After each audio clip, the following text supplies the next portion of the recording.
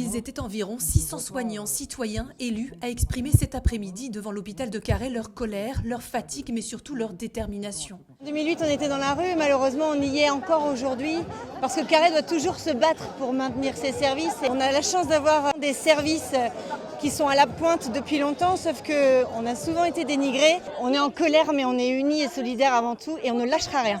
Le 2 mai dernier, la direction annonce la fermeture du service de soins continus, mais le 4 mai, face à la révolte des syndicats et élus locaux, Olivier Véran, ministre de la Santé, promet qu'il restera finalement ouvert. 5 lits vont être fermés au service de soins de suite et de réadaptation et 5 lits vont être fermés en chirurgie, ce qui permet de récupérer un petit peu de personnel.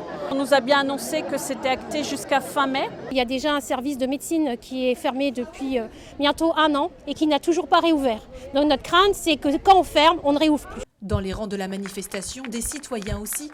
Parce qu'il faut défendre cet hôpital, j'en ai eu besoin il y a 3 ans. S'il n'avait pas été là, je n'étais plus là aujourd'hui. Pour le maire de Carhaix, cette solution ressemble à un pansement électoral.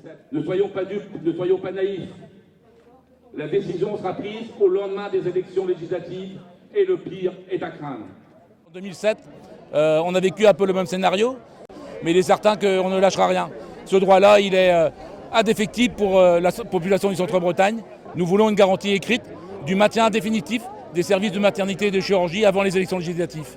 Les soignants dénoncent des conditions de travail compliquées, le manque de 12 infirmiers et 20 aides-soignants. Aujourd'hui, les syndicats réclament un vrai plan d'attractivité et de recrutement. C'est vrai qu'il y a des disparités entre Brest et Carhaix, où à Carhaix, une aide-soignante ou une infirmière doit attendre 3 voire 4 ans avant d'être nommée stagiaire, et à Brest c'est 18 mois. Il faudrait aussi que, bien sûr, au niveau rémunération, que les grilles soient revues, qu'on soit beaucoup plus attractif. Pour interpeller, la CGT organise un bureau d'embauche place de la Liberté le mercredi 11 mai de 9h30 à 12h30. Symboliquement, Carhaix a ressorti sa catapulte, symbole déjà de la lutte pour sa maternité en 2008.